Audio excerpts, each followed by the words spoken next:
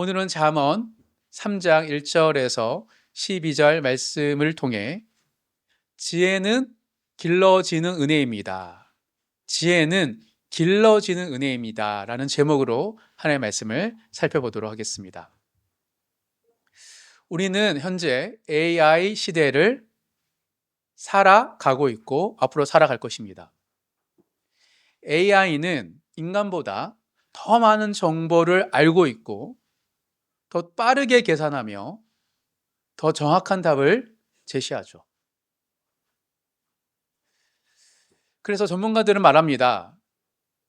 미래의 문제는, 지금 우리가 현재의 문제이기도 하고 앞으로 다가올 미래의 문제는 정보가 부족해서가 아니라 너무 많은 정보 속에서 무엇이 중요한지 분별하지 못하는 데 있다고 말합니다.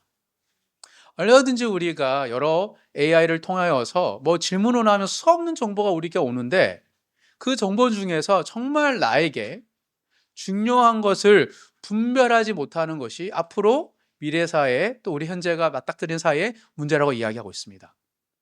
기계는 최적의 답을 계산할 수 있지만 인간은 또 그 AI에게 어떤 질문을 해야 하는지를 고민해야 합니다.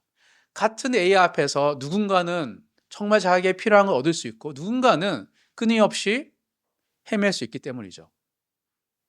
그래서 미래 인재의 핵심은 기술이 아니라 판단과 책임의 능력이라고 말합니다. 그래서 오늘날 다시 주목받는 인간의 능력이 있습니다. 그것은 바로 지식이 아니라 지혜이죠. 지식이 뭐죠? 우리 모든 시험은 지식에 대한 시험입니다. 얼마나 많은 지식을 쌓아서 문제를 푸는지, 그것으로 학교가 결정되고 직업이 결정되죠. 그런데 앞으로 맞이할 인생은 그렇지 않습니다. 지혜가 더 중요한 시대가 되었던 것이죠. AI는 정답을 제시할 수 있지만 그 선택의 책임은 여전히 인간에게 남아있기 때문입니다. 그래서 앞으로 우리가 살아갈 시대는 똑똑한 사람이 아니라 지혜로운 사람이 더 필요한 시대이죠. 그래서 우리에게는 여전히 문제가 있습니다. 물론 지식과 지혜가 아무리 마치 상관없는 건 아니죠. 지식이 어느 정도 있는 사람이 지혜를 가질 수 있죠. 그렇다고 해서 지식이 많다고 해서 지혜로운 사람은 또한 아닙니다. 그래서 우리가 어떤 문제가 주어졌냐면 지식은 시간과 에너지를 투자하면 습득이 돼요. 그런데 지혜는 쉽게 얻어지지 않는다는 거예요. 한 미래학자가 이렇게 말했습니다. 지식은 늘어나지만 인간은 더 지혜로워지는 것은 아니다. 과학과 문명이 더 발전한다고 인간의 선택이 지혜로워지는 건 절대 아니죠. 그것이 바로 어리석은 역사가 반복되는 것이 증명하고 있습니다. 사람들이 지혜로워진다면 똑같은 일들이 반복되지 않잖아요. 그런데 여전히 똑같은 일들이 반복되고 있죠. 전쟁과 폭력 등. 그래서 이런 질문이 생깁니다. 우리는 어떻게 지혜로운 사람이 될 수 있을까? 성경은 이미 오래전부터 이 질문에 대해서 다뤘고 대답하고 있습니다. 하나님의 지혜는 어디서 시작되는가? 오늘 우리가 살펴볼 잠언, 그중에 3장을 통해 지혜가 어떻게 길러지는 은혜인지를 성경을 통해서 한번 살펴보도록 하겠습니다. 이 말씀을 통해 2026년 지혜의 사람이 되어 성령의 능력을 온전히 누리시는 모든 성도님 되시길 주님의 이름으로 축복합니다. 크게 세 가지로 살펴보도록 하겠습니다. 오늘 본문 3장에서 이 보여주는 지혜를 가꾸는 세 가지 길, 첫 번째는 하나님을 신뢰하며 자기 명철을 내려놓아야 합니다. 하나님을 신뢰하면서 내가 생각하는 내 명철, 탁월함, 나의 지혜를 내려놓아야 돼요. 그것이 오늘 본문이 보여주는 첫 번째 지혜를 가꾸는 길입니다. 오늘 본문 3장 1절, 2절을 다시 한번 다 같이 읽어보도록 하겠습니다. 내 아들아, 나의 법을 잊지 말고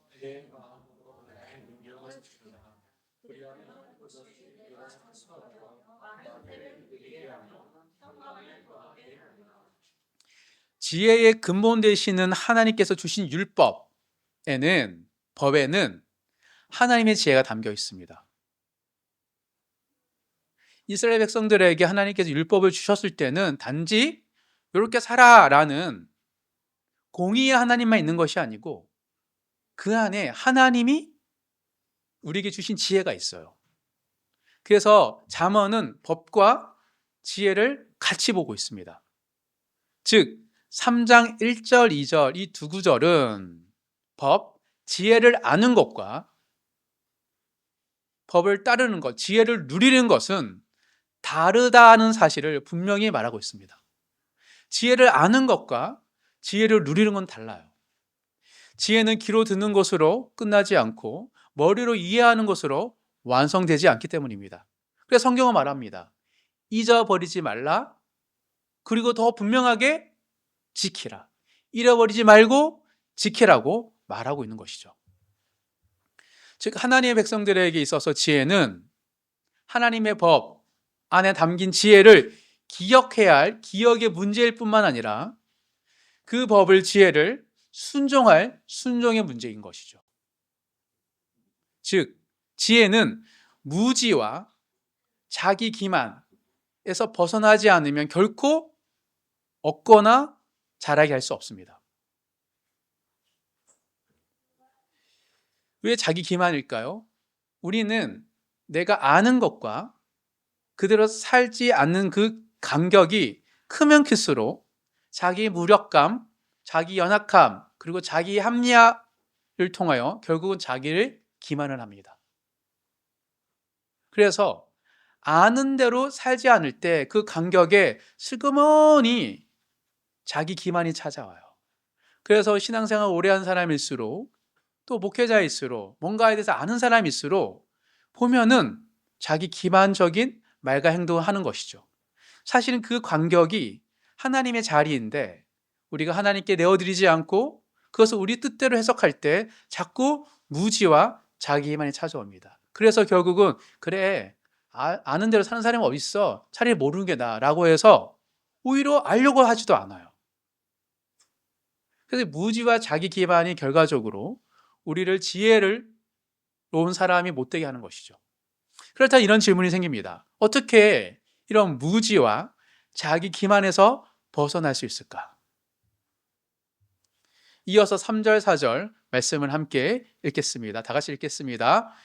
인자와 진리가 내게서 떠나지 말게 하고 그것을 내 목에 매며 내 마음판에 새기라. 그리하면 내가 하나님과 사람 앞에서 은총과 기죽이 여김을 받으리라. 성경은 무지와 자기 기만에서 벗어나는 길로 하나님의 말씀을 목에 메고 마음판에 새기라고 말하고 있습니다. 실제적으로 문자적으로 해석해서 요거를 새겨서 들고 다니기도 했죠, 유대인들이. 근데 이것은 정확한 의미는 무지와 자기 기만에 대해서 벗어나기 때문에 우리 마음에 말씀을 새기고 따르라는 말씀이죠. 지혜는 생각 속에서만 머무는 사상이 아닙니다. 삶에 드러나는 태도와 선택이에요. 그러니까 지혜로운 사람은 많이 배우지도 않았는데 지혜로운 사람은 끊임없이 자기 삶 속에 지혜를 마음에 품고 그렇게 살려고 노력했기 때문에 지혜로운 사람이 되는 거죠. 그런데 이런저런 수많은 지혜로운 사람에 대해서 그의 사상과 그의 이념과 그의 단점을 다 아는 학자라 할지라도 그것을 내 삶 속으로 살려고 하지 않으면 지혜로운 사람이 못 됩니다. 태도와 선택이 중요해요. 지혜에 있어서. 그래서 먼저 지혜는 하나님의 지혜를 묵상할 때 생기죠. 하나님의 말씀을. 왜냐하면 하나님이 가장 큰 지혜이기에 하나님의 말씀을 우리가 큐티하거나 말씀을 듣거나 나눌 때 우리 안에 지혜로운 생각들이 툭툭 생깁니다. 그리고 지혜의 씨앗을 우리 삶에 적용할 때 드디어 내 삶 속에 지혜가 열매가 싹 튀고 내가 지혜로운 사람으로 살아가게 되는 것이죠. 그런데 생각만으로 지혜를 따르는 사람은 결국 지혜를 누리지 못합니다. 오로지 지혜는 삶으로 살아낼 때 열매를 맺기 때문이죠. 그리고 여기서 또 하나의 중요한 질문이 있습니다. 그렇다면 하나님의 말씀을 듣고 그 안에서 지혜가 무엇인지 내가 알아 적용하려고 하는데 어떻게 지혜를 삶으로 지킬 수 있을까요? 우리가 수없이 큐티하고 말씀을 듣고 그래 나 이렇게 살겠어 라고 다짐했음에도 불구하고 삶 속에 이게 지키는 게 너무 어렵지 않아요? 어떻게 삶으로 지혜를 지킬 수 있을까? 왜냐하면 우리는 알면서도 행하지 못해서가 너무 많습니다. 그러니까 대부분 저도 그렇고 성도님도 그렇고 우리가 서로 알면 알수록 다 알아요. 자기 자신에 대해서, 자기 부족함에 대해서, 하나님 지금 내게 뭘 말씀하시는지에 대해서. 그래서 가끔 우리가 서로가 모르는 줄 알고 이랬으면 좋겠어 하는데 다 얘기하다 보면 다 알고 있어요. 근데 그렇게 못 사는 거죠. 왜 우리는 지혜를 삶으로 지킬 수 없을까? 우리 오늘 본문 5절, 6절 다 같이 한번 읽어보도록 하겠습니다. 너는 마음을 다하여 여호와를 신뢰하고 내 명철을 의지하지 말라. 너는 밤사이에 그를 인정하라. 그리하면 내 길을 지도하시리라. 지혜를 삶으로 따르지 못하게 하는 가장 큰 이유는 하나님의 지혜가 부족해서가 아니라 왜요? 내 명철을 의지하기 때문입니다. 대부분의 사람들이 제가 만났던 정말 많은 사람 저 포함 지혜를 아는데 지혜를 따르지 않는 이유는 다른 걸 선택해요. 내 지혜. 그래서 이렇게 믿음을 나누다가도 그런데 목사님 저는 이렇게 생각해요 라고 얘기해요. 아 결국 저거구나. 자기 나름의 명철이 있어. 들어보면 괜찮은 생각들이에요. 지혜로움이에요. 그 자기 명철을 의지하기 때문에 하나님의 지혜를 삶으로 따르지 못하는 것을 알게 됩니다. 하나님 지혜가 없어서가 아니에요. 자기 지혜를 더 의지하기 때문에. 조금 알게 되고 조금 경험이 쌓이면 우리는 하나님의 지혜보다 자기 판단을 더 신뢰하기 시작합니다. 그래서 처음 예수 믿은 사람은 쑥쑥 받아들여요. 아, 그래요? 해볼까요? 그런데 어느 정도 믿음 생활을 하고 나름 이런저런 영적인 체험을 하고 뭔가 했던 사람들이 되게 이렇게 가슴이 말랑말랑하지 않고 잿더미처럼 맞아 나도 그런 적 있어 맞아라고 자기 경험과 자기 생각을 의지할 때가 많은 것 같습니다. 그래서 왜 그럴까를 보면 저 자신을 생각해 봐도 내 뜻대로 내 맘대로 살려고 하는 그 자유가 하나님의 지혜를 따른 것보다 더 즐겁기 때문이에요. 더 신나요. 분명 내가 믿음의 삶을 살다가 이런저런 하나님의 지혜를 주셔서 내 명철이 있거든요. 그 명철보다 또 하나님께 엎드리고 기도하면 하나님 더 큰 명철을 주실 거 아는데도 불구하고 그걸 구하는 것보다 내 경험을 딱 해가지고 딱 맞아떨어질 때 역시 맞아 이 생각이 맞았어 엄청난 희열이 있습니다. 그래서 많은 사람들이 보면 자기 뜻대로 자기 마음대로 살아가는 그 자유가 더 즐거워요. 그래서 마치 하나님이 치시고 여러 사인을 주셔서 막 꾸역꾸역 하나님께 순종해서 막 엄청 은혜를 받았거든요. 그럼 너무 기뻐해야 될 것처럼 보이잖아요. 근데 시원찮아요. 보니까 내 뜻대로 안 해가지고 약간 기쁘지 않은 거죠. 이게 우리 안에 있는 거예요. 그래서 지혜를 가꾸는 첫 번째 길은 더 많이 아는 것이 아니라 더 깊이 하나님을 신뢰하는 거예요. 하나님을 신뢰하지 않고서는 우리는 결코 뭘 내려놓지 못해요. 자기 병치를 내어놓을 수가 없습니다. 우리가 다른 사람의 말을 듣고 그 사람 말을 따릅니까? 절대 안 그래요. 그나마 우리가 내 명철을 내어놓을 수 있는 대상은 하나님밖에 없어요. 하나님이 강력하게 내 마음을 터치할 때 우리는 그 앞에 내려놓은 거죠. 범사에 그를 인정하라는 말은 기도할 때만 하나님을 생각하는 말이 아닙니다. 일상에서 결정의 순간마다, 선택의 자리마다 하나님을 생각하고 하나님의 지혜를 계산하라는 뜻인 것입니다. 그럴 때 성경은 약속합니다. 그리하면 너의 길을 지도하시리라. 하나님이. 성경적 지혜는 우리가 길을 잘 찾아내는 능력이 아니라 이게 좋을까 저거 좋을까요? 사람이 이렇게 말하는데 아니야 이렇게 사는 게 좋을 거야 라는 그런 능력이 아니라 하나님이 우리의 길을 이끌어 주시는 은혜예요. 이게 성경이 말하는 지혜입니다. 사랑하는 성도 여러분, 역설적이게도 지혜를 가꾸는 첫 걸음은 자기 확신, 자기 명철을 키우는 것이 아니라 자기 명철을 내려놓는 거예요. 왜냐하면 지혜는 내가 가꿀 수 있는 것이 아니라 하나님이 신뢰할 때 하나님이 가꾸어 주시는 것이기 때문입니다. 하나님을 신뢰할수록 지혜는 깊어지고 하나님을 의지할수록 지혜는 삶의 열매로 맺혀집니다. 겸손히 내가 가지고 있는 생각을, 명철을 주님 앞에 내려놓고 하나님의 지혜를 묵상하며 따르시는 모든 성도님 되시길 주님의 이름으로 축복합니다. 이 첫 번째 길입니다.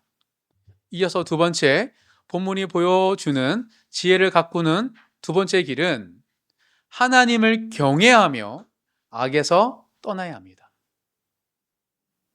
하나님을 신뢰하기 때문에 내 명철을 내려놓았다면 하나님을 경외하기 때문에 악에서 떠날 수 있습니다.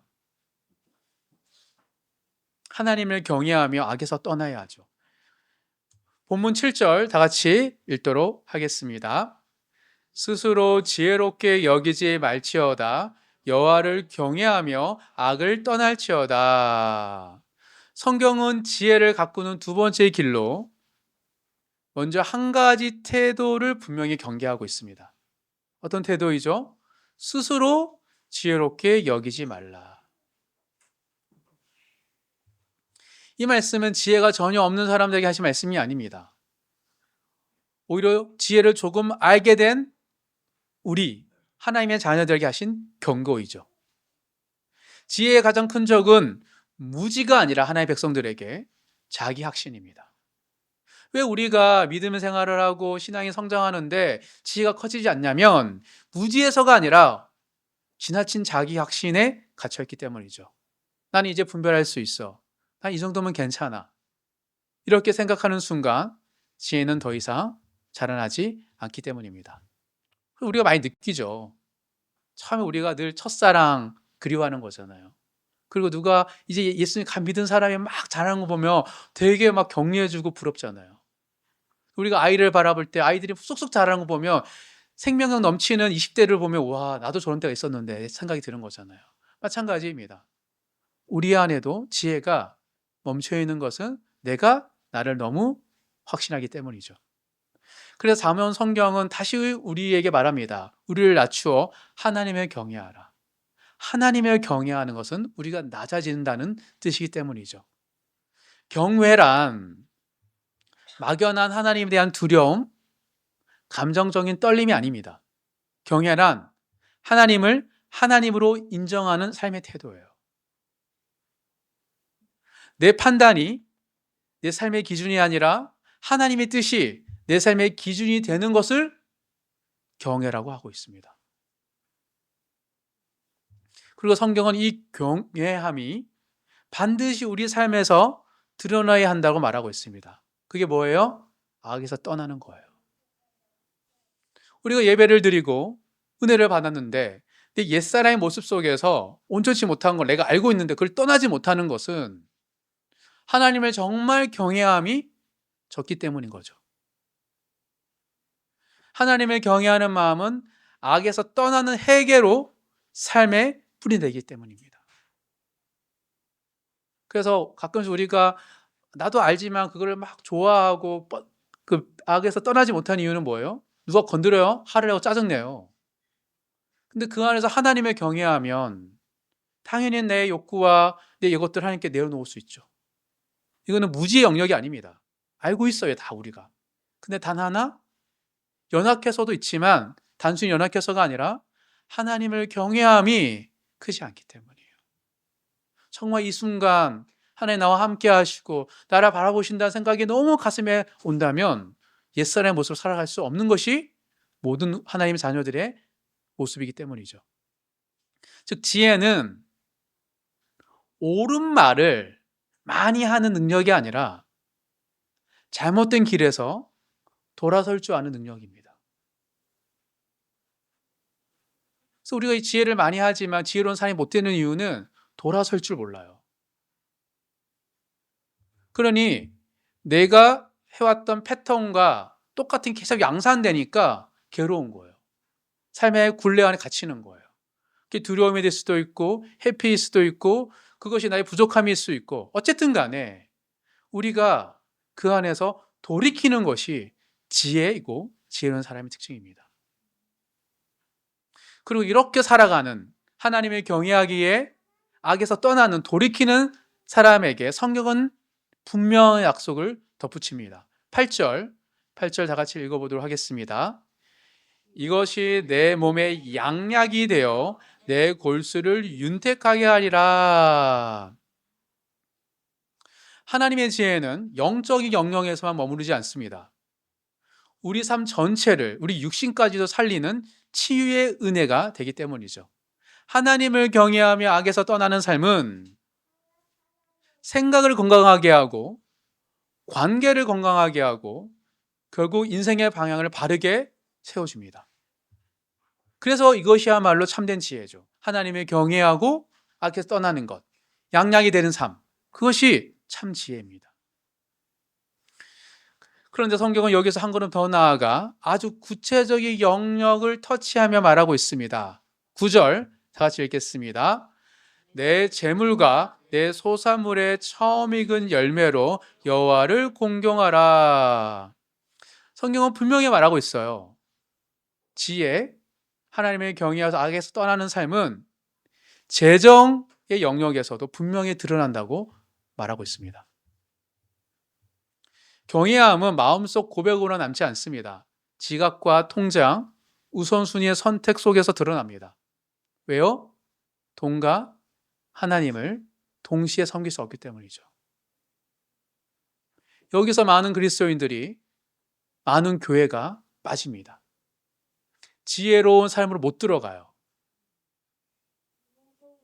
그래서 끊임없이 성경은 신약에서도 돈과 하나님을 같이 붙여놔요. 하나님의 자녀로 구원은 받지만, 부끄러운 구원은 받지만 영광스러운 구원, 하나님 나라를 누리는 그 삶을 우리 스스로가 맡고 있는 거죠.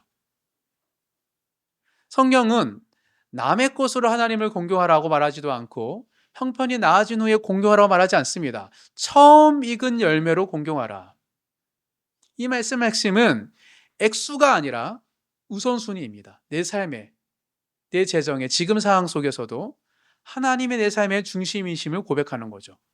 즉 지혜로운 사람은 항상 하나님을 삶의 첫 자리에 모시는 사람이죠. 이것이 경외의 증거입니다. 남과 비교해서는 보잘것없죠. 두 랩돈 같고. 이것이 무엇이 하나님께 기뻐할까? 부끄러울 때도 있죠. 하지만 내 삶의 지금의 삶 속에 하나님을 경외하고 하나님이 나에게 무엇을 받고 싶으실까 얘기할 때 그걸 낼 수 있는 거죠. 삶의 우선순위입니다. 그래서 하나님은 이런 삶에 이렇게 약속하십니다. 10절 읽겠습니다. 그리하면 내 창고가 가득히 차고 내 포도주 틀에 새 포도즙이 넘치리라.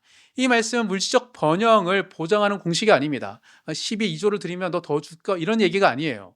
하나님을 경외하는 삶 위에는 하나님이 책임지신다라는 언약의 약속입니다.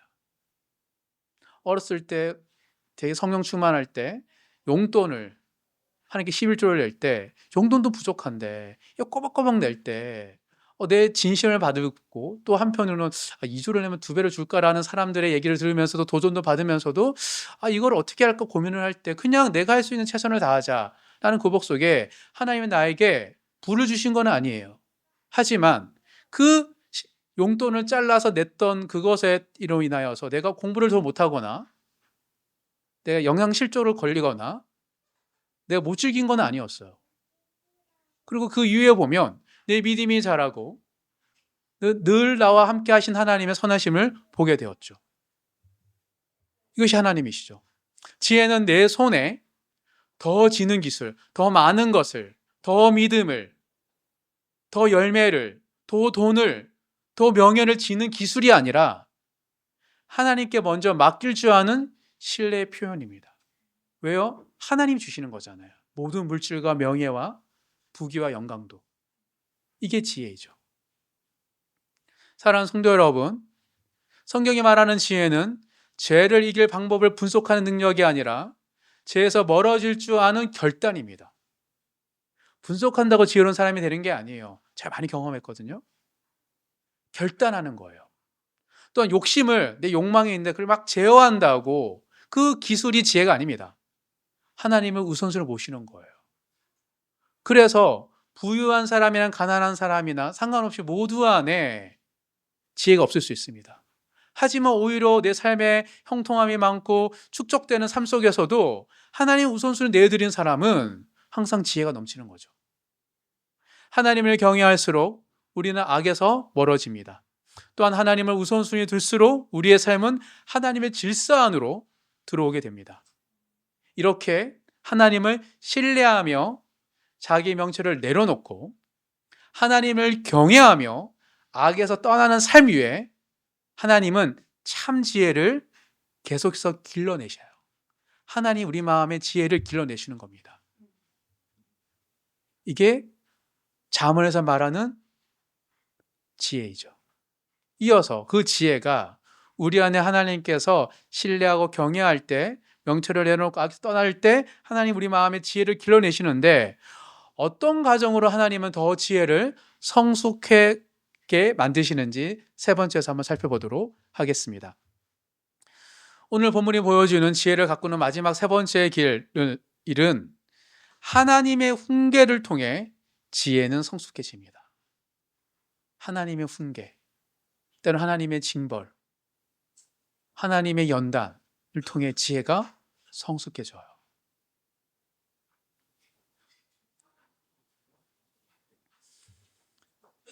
11절 12절 다 같이 읽겠습니다. 내 아들아 여호와의 징계를 경히 여기지 말라. 이 꾸지름을 싫어하지 말라. 대저 여호와께서 그 사랑하는 자를 징계하시기를 마치 아비가 그 기뻐하는 아들을 징계한 같이 하시느니라. 성경은 지혜를 가꾸는 마지막 길로 우리가 가장 피하고 싶어하는 한 가지를 말하고 있습니다. 하나님의 훈계 징계예요.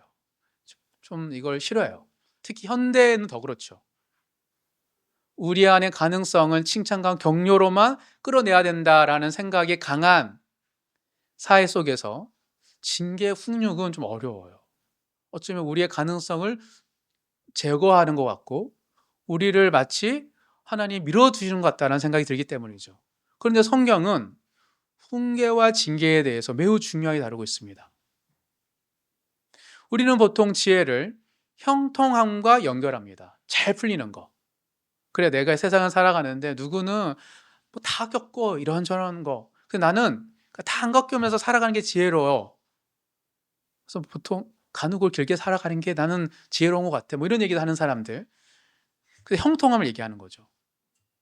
문제가 없고 길이 잘 풀리는 상태를 지혜라고 생각합니다. 그러나 성경은 분명히 말합니다. 지혜는 편안한 자리에서만 자라지 않는다고. 성경은 이렇게 권면합니다. 여호와의 징계를 경히 여기지 말라. 그리고 이어서 그 꾸지람을 싫어하지 말라라고 말하고 있습니다. 여기서 말하는 하나님의 징계는 벌이 아닙니다. 너 실수해서 너 혼내. 이게 아닙니다. 또한 하나님께 버림받았다는 증거도 아닙니다. 오히려 성경은 말하고 있습니다. 하나님의 징계는 사랑의 반대가 아니라 사랑의 방식이라고. 그렇지 않습니까? 자녀를 키운 분들, 또 자녀된 여러분, 부모에게 훈육을 받을 때 우리 부모님 나를 버린 거야 라고 생각하십니까? 또 우리 자녀를 키울 때 얘가 나아가고 나쁜 말과 나쁜 행동을 할 때 훈용 안 하는 게 정말 사랑하는 거예요? 옆집 아이는 안 할 수 있죠. 내 자신은 절대 그렇게 할 수 없죠. 사랑의 방식입니다. 하나님은 사랑하지 않으시면 고치지 않으십니다.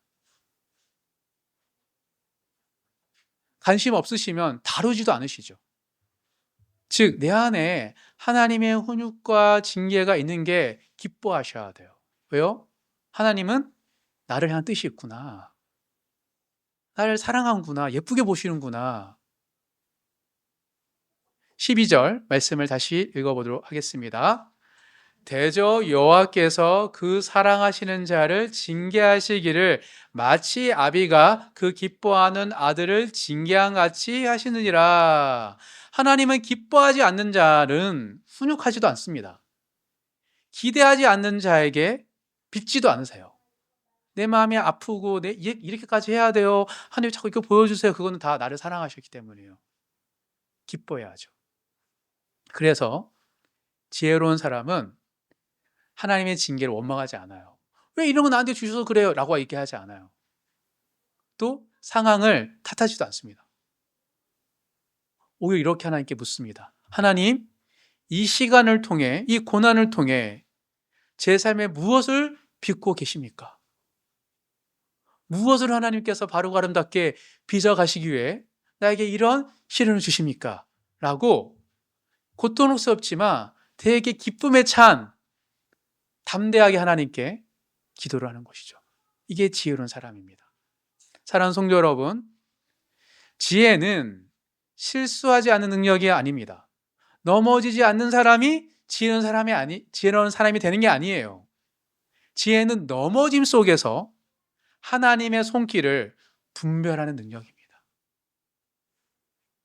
나의 연약함 넘어질 수도 있고, 친구 잘 만나서 잘못된 길을 갈 수도 있고, 가정적인 어려움, 또 우리 국가적 민족적인 어려움들 때문에 내가 고난을 겪을 수 있지만 그것에서 하나님의 손길을 분별하는 능력이 하나님의 지혜인 거죠.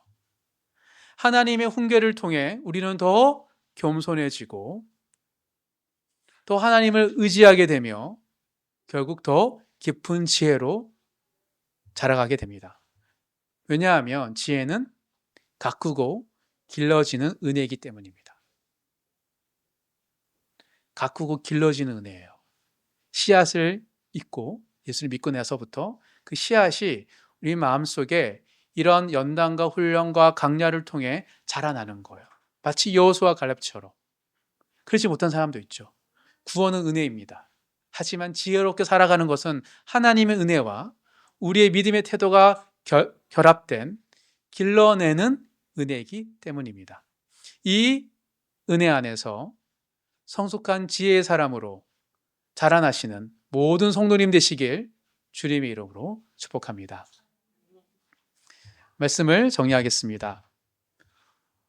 오늘 우리는 잠언 3장을 통해 지혜를 가꾸는 세 가지의 길에 대해서 살펴보았습니다. 첫 번째 지혜는 하나님을 신뢰하며 자기 명철을 내어놓을 때 자라고, 둘째 지혜는 하나님을 경외하며 악에서 떠나고 삶의 우선순위를 하나님께 드릴 때 깊어지며, 셋째 지혜는 하나님 훈계를 통해 우리 삶이 다듬어질 때 성숙해집니다.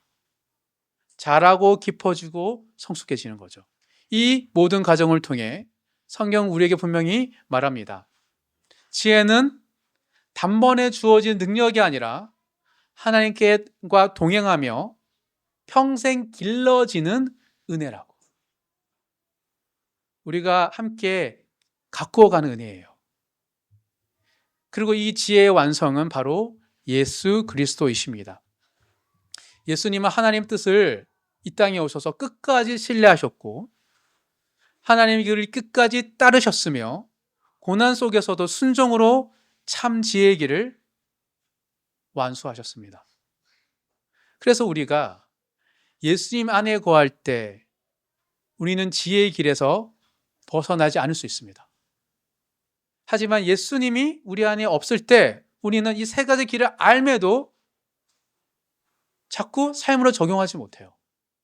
그런데 우리가 예수님 안에 거할 때 우리는 지혜로운 사람으로 끝까지 걸어갈 수 있는 것이죠. 2026년을 살아가며 더 똑똑해지기를 구하기보다 더 지혜로워지기를 소망하는 모든 성도님 되시길 간절히 소망합니다. 하나님께서 우리의 삶의 모든 계절 속에서 참 지혜를 끝까지 길러주실 줄 믿습니다. 이 은혜의 길을 끝까지 걸어가시는 모든 성도님 되시길 주님 이름으로 축복합니다.